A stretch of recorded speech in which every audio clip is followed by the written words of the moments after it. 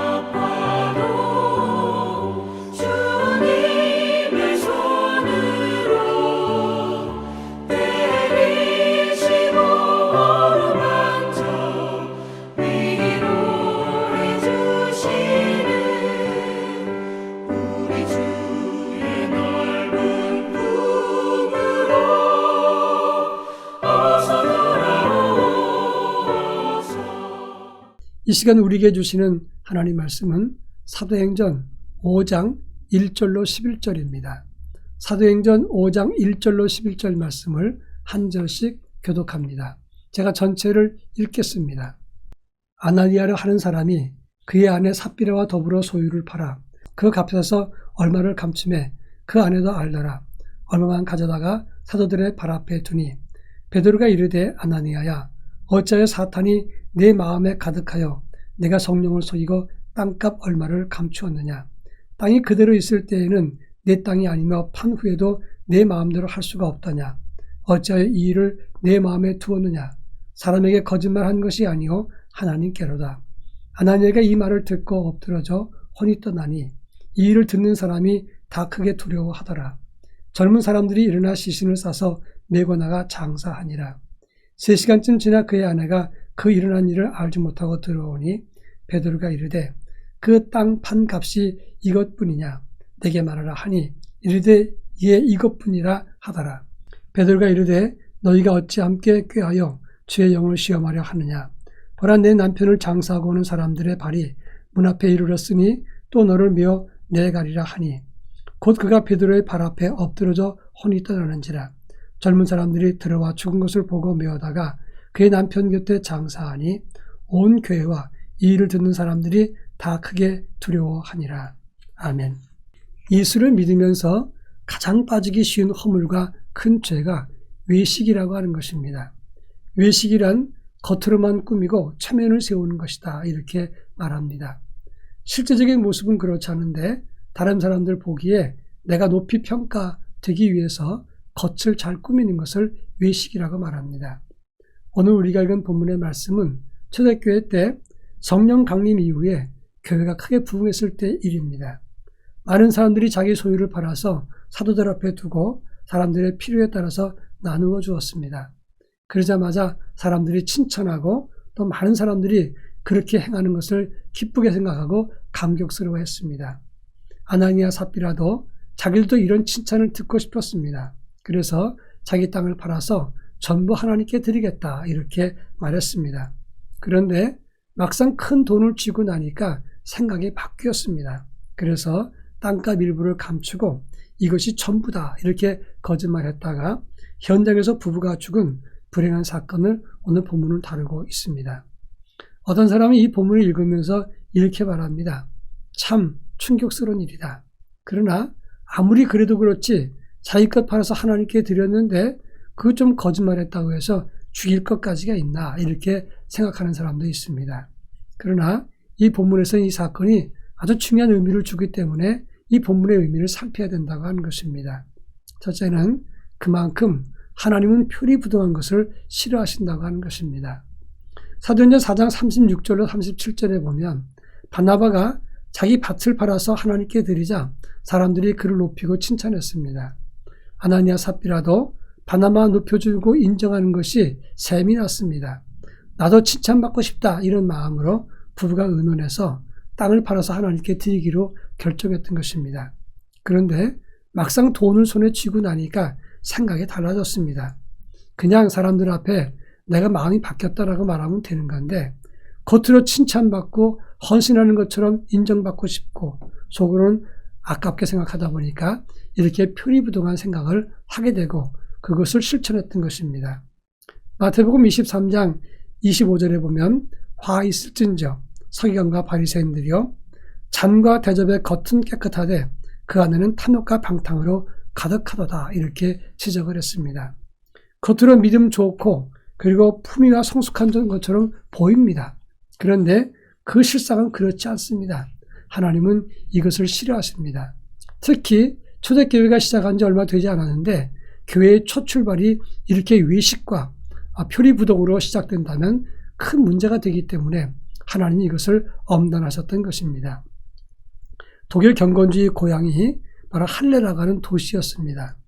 핸델의 고향이기도 했던 이 할레에서 네덜란드 국왕이었던 프레드리 4세의 요청으로 이 할레에 있었던 그 교회들이 인도에 선교사를 보내자 결의를 했습니다. 그런데 이것을 죽어라고 반대했던 사람이 있었습니다. 루터 신학교 본 고장이었던 비텐베르그 대학의 교수들이 그런데 이스라엘이 먼저 그렇게 반대했다는 것입니다. 진주를 개에게 던지는 것이 마땅치 않다 이렇게 주장을 하면서 반대했습니다. 비텐베르그 대학은 지성과 믿음을 겸비한 교수들이 있었습니다. 그런데 실상은 자기들의 이권 때문에 그것을 반대한 것입니다. 그래서 역사는 두고두고 이 비텐베르그 대학 교수들의 잘못된 생각을 비판하고 두고두고 지적을 했던 것입니다. 그렇습니다. 겉모양은 훌륭하지만 속 내용이 타락한 모습이라면 하나님은 그것을 싫어하신다는 사실을 기억해야 됩니다. 그런가 하면 그들이 망가진 이유가 무엇입니까? 그들의 실패는 결국 물질을 손에 쥐고 난 다음에 탐욕이 생겼기 때문입니다. 여러분, 아나니아라는 이름의 뜻은 하나님은 은혜로우시다 그런 뜻입니다. 삽비라는 아름다운 사파이어, 청옥 부술과 같다 그런 뜻입니다. 그러니까 삽비라는 아름다운 청옥과 같은 모습을 가진 사람이다 그런 뜻인데 이들은 믿음도 있고 헌신도 했던 사람입니다. 그런데 막상 돈을 쥐고 나니까 마음이 바뀌었습니다. 그것을 4절에 보면 땅이 그대로 있을 땐 내 땅이 아니며 그것을 판 다음에도 내 마음대로 할 수 없더냐 어찌해서 이 일을 내 마음에 두었느냐 이는 사람을 속인 것이 아니라 하나님께로다 이렇게 베드로가 지적을 했습니다. 눈앞의 이익 때문에 물질을 쥐고 나니까 생각이 달라져서 하나님을 향한 생각이 바뀌었습니다. 이렇게 변질된 마음을 하나님이 싫어하시는 것입니다.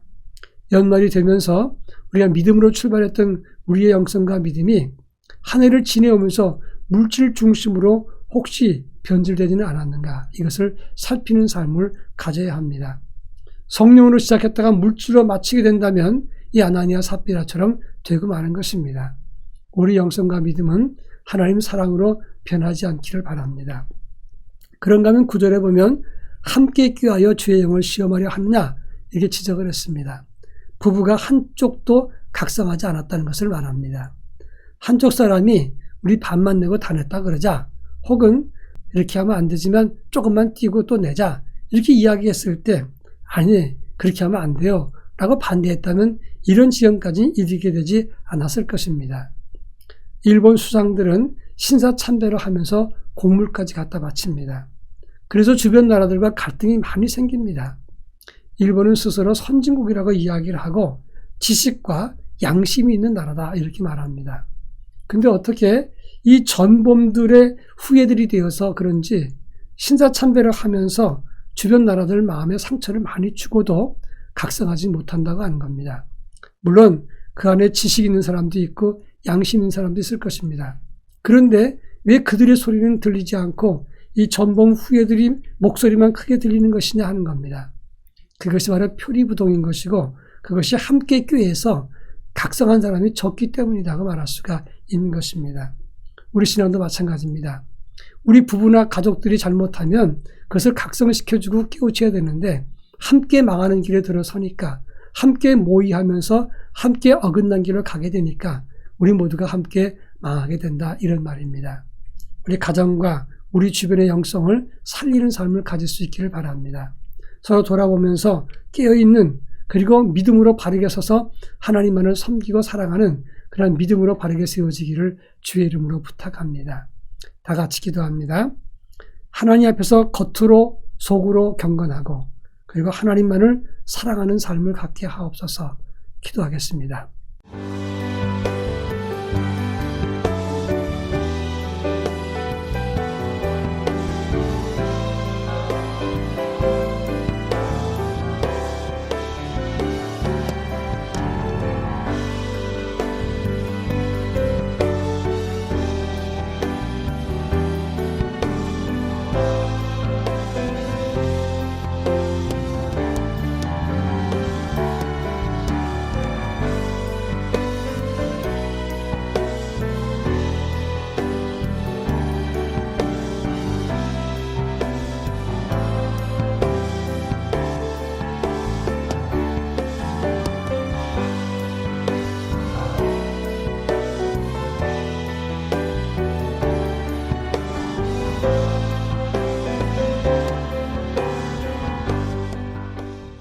사랑 많으신 하나님 아버지, 어떤 환경 변화에도 불구하고 여전히 하나님만을 살아갈 수 있게 하시고 겉으로 하나님을 경외하고 속으로 잘못된 생각을 품는 표리부동한 믿음이 아니라 겉과 속이 여일하게 하나님만을 사랑하고 섬기는 신실한 믿음의 주인공으로 살게 하옵소서. 예수님의 이름으로 기도합니다. 아멘.